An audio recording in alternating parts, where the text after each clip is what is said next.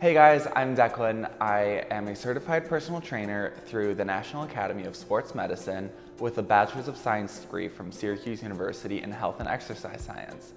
Right now, the biggest challenge on everybody's plate is dealing with the COVID-19 outbreak, getting up from the couch after months of quarantining or staying active within the four walls of your house. Today, I'm going to take you through some steps to either get up off the couch and get moving again, or continue moving in your house. Either way, I'm going to focus on progressing you from wherever you are now to somewhere down the line where you want to be. Hopefully these tips will resonate with you and we can get to work on getting this lifestyle change together. The first thing to do is obviously start. The entire journey is difficult, but starting can be the hardest part of any journey. Once you get over this hurdle though, everything becomes much easier. Still, it's a big hurdle to get over. So, what I like to do is when I'm really dreading even just starting a workout and it's the last thing that I want to do, all you have to do is just get dressed for the workout. When you have the workout clothes on, at that point, there's no reason not to work out. Even if you're going to sit on the couch for another 30 minutes, at least it'll be easier to get up and get moving again. Once you get moving, everything gets much easier. All you have to do is start. Another great tip is to come up with a routine. Choose a time of day that works for you and slot off that time for exercise. Whether it's in the morning, in the middle of the day, or even in the evening, whatever works with your schedule works for you. All you have to do is just slot off that time and say, that's when I'm going to do it. After you have gotten into a routine, it's also very important to understand progression and listening to your body. One of the great ways to do this is take away your objective data. This is the speed, your pace, or the weight that you're dealing with. One example is running. When you're running, you can map out your speed per mile, your pace. If one day you ran 4 miles at an 8-minute pace, and then 5 days later after intense training, you run the same 4 miles at an 8:30 pace, barely making it through when it was easier on the first try, this can be a sign of overtraining. This is when you have to take a break and listen to your body. Overall, a great tip is to not go more than 6 days straight of training, and especially if you're starting off, start at about 2 days or 3 days a week, slowly progressing into things instead of jumping all the way through. Overtraining is the act of training too much and pushing your body too far past its limit. This can lead to excessive mental fatigue and an increased risk of injuries. A big part of listening to your body is understanding how to push it but not go into overtraining. If you feel like you're sick, extremely fatigued, or if you feel an injury coming on, especially if you're nursing past injuries, take a day off earlier and adjust your plan. The biggest thing is to be able to adjust for each day. The final way of listening to your body, and in my opinion, the most important way, is the subjective data. This is the rate of perceived exertion over the workout itself.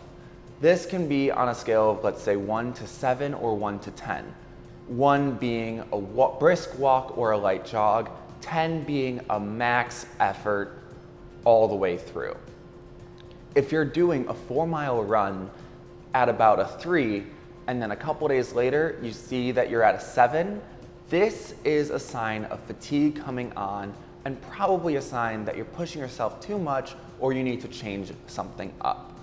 This is a great way of tracking your exercise and studying your progression so that you're pushing yourself but not overly pushing yourself.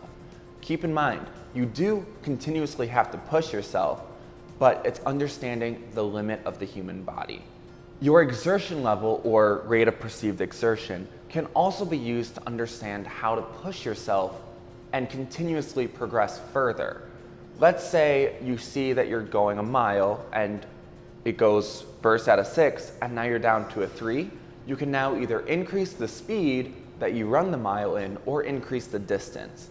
This is how you can progress because your body naturally adapts to whatever stressor you put on it. So after a while, things become easier. Let's say you're able to squat 25 pounds.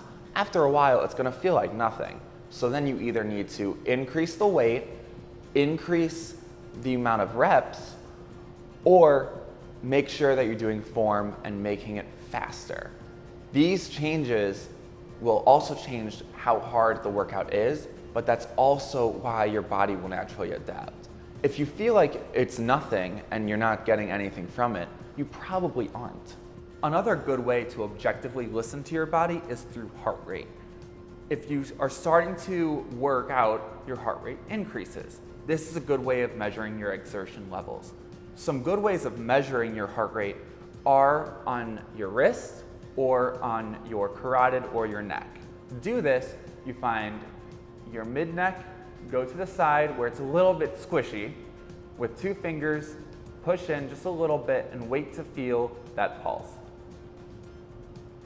It'll feel like a slight press on your fingers. It won't be huge, but it'll be there.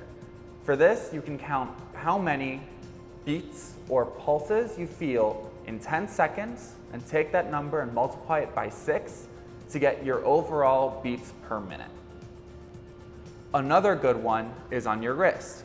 To do this, you find your thumb and go right below your thumb, and with 2 fingers, go around and slightly press. Once you find it, same thing, count how many beats in 10 seconds, multiply it by 6.